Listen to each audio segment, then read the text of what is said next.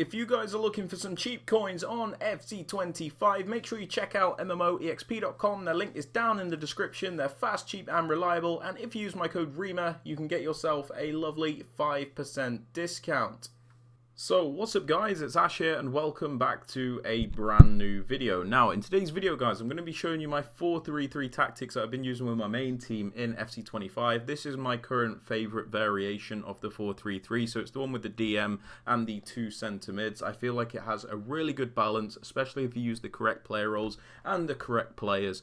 So yeah, we're going to talk through the tactics and the roles and then we'll go from there. So I hope you guys do enjoy. Please be sure to drop the video a thumbs up, as it does really help me out with the algorithm. And yeah, let's get right into today's video, boys. Okay then guys, so starting off with the tactics, ensure that the tactical preset is on custom. This is so you can actually make your own tactics and you're not restricted to just using the EA set ones. If you have it on custom, you can change more things that you can't do if you are using the preset. So make sure this is on custom. And then the formation is the 4-3-3 holding, so this one here, the one with the 2 centre mids and the DM. So this is the one that I like. It's the one that has the most balance for me.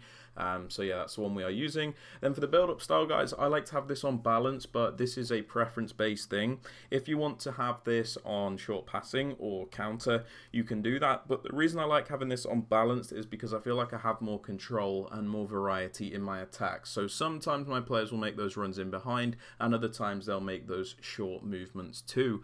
So I like this as it is a mix and match, but just pick whatever you are comfortable with.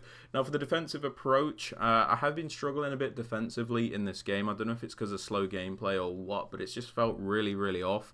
So I've adopted this new aggressive defensive approach, which people have been talking about, by having the line height on 91. This gives us quite a high line, doesn't give opponents much space, because I don't know if you guys know this, but there's a really big issue in this game where when you're using defenders and your opponent has their back turned to you, you can seem to just tackle them from behind. So there's not really much downside to having a high line other than the through balls, but you know, defender catch up is quite crazy apart from the speed boost, so it's not been too bad. But yeah, I'm using aggressive, but you guys can use balanced, deep or high if you would like. Just pick something that you are comfortable with. Now, for the most important part, the player roles. So without the ball, this is what it's going to look like. It's just the base formation. That's how the tactics work in FC25. So whichever formation you're using for the tactic is the exact shape that it will defend in when you do not have the ball. So this is what it will look like without the ball. And then with the ball, it looks a little bit more like this. So let's quickly explain why we have certain players on those specific roles. So starting off with a striker, I have Haaland here. We have him on Poacher++. Now the reason I have him on Poacher as opposed to something like Advanced Forward is because he has the ++ version of it. I think the two best roles for strikers in this game, especially if it's a single striker, is usually Poacher or Advanced Forward ++. So the reason I've gone with Poacher is purely because that's his ++, which means he's better at it. I do sometimes prefer Advanced Forward, but because Haaland has that ++, I think it's worth me using Poacher. So it does take a little bit of consideration as to what players you are using, but because we're using Haaland, I have Poacher on and he does the job beautifully. He's there to score goals and he does it very well.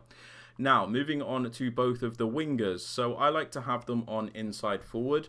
This is because these players start their runs out in those wider positions and then transition into the more narrow areas. They like cut inside. It's a really good AI movement. I really do like it.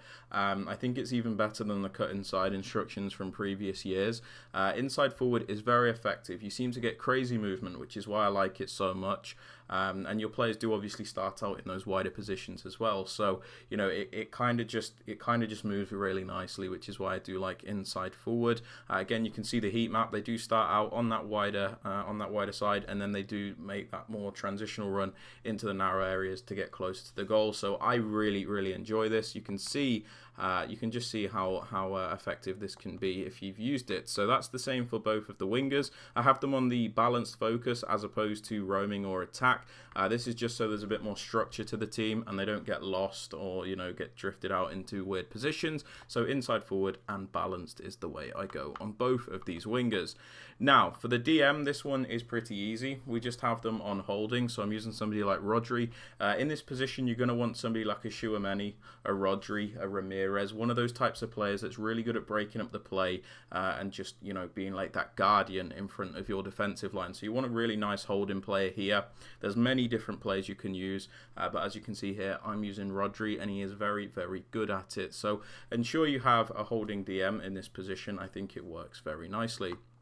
Now for this left centre mid, I use a box-to-box player, so I pop them on the role of box-to-box. This is a player that's going to be a bit more up and down. You can see on the heat map, they're kind of up and down the pitch. This is really nice for transitional play, so they help you build up from defence to attack, and they always give you that option when you're going forward. So this player is kind of just always there on the left-hand side, which is really, really nice to use. So somebody like Tonali is really good for this. Somebody that has, you know, really well-rounded stats. They can attack and defend and do a bit of everything. Obviously, if you can get somebody with that role plus or plus plus, it's even better. But as you can see here, Tonali doesn't, and he still does it fine for me.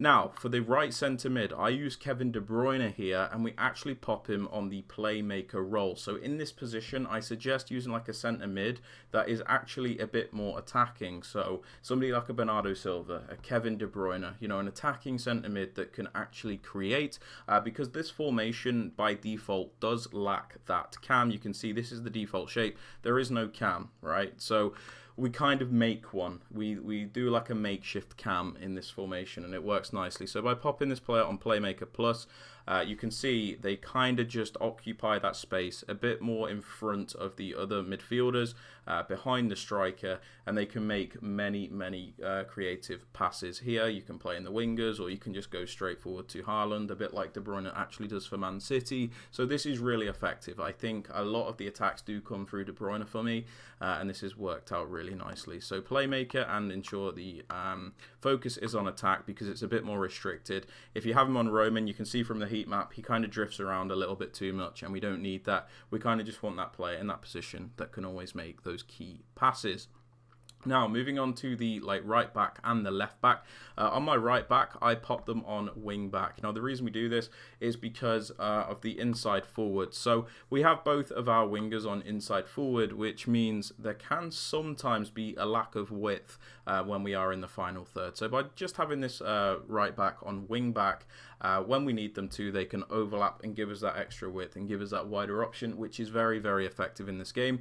I don't like necessarily going with attacking wing back. I think it can be a little bit too much. However, if you do have a right back that is an attacking wing back plus or plus plus, and they just have the base wing back, then yes, it might just be worth using attacking wing back because they'll be a bit more effective. But for Dalot, as you can see here, he has wing back plus, so that's a bit more of a reliable option for me.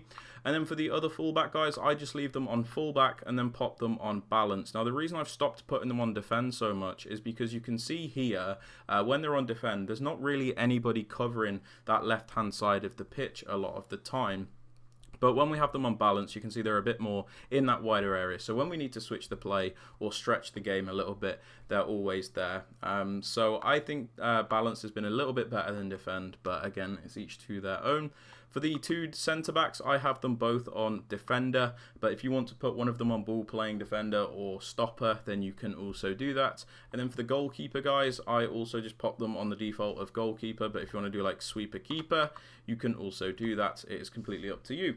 But yeah, guys, they are my tactics and instructions for the 4-3-3 that I've been using. If you guys have enjoyed or found it useful, please be sure to drop this video a like, sub to the channel if you are new so you never miss out on any videos, and don't forget to turn on those notifications. And yeah, with all that aside, guys, hope you have a great rest of your day, and I'll catch you all in the next video. Peace out, guys. Take care.